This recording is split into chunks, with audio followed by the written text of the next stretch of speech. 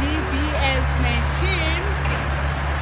These are the very first 2 logs that we are using to test the functionality of the machine, to test the robustness of the machine. This is the litmus test on site.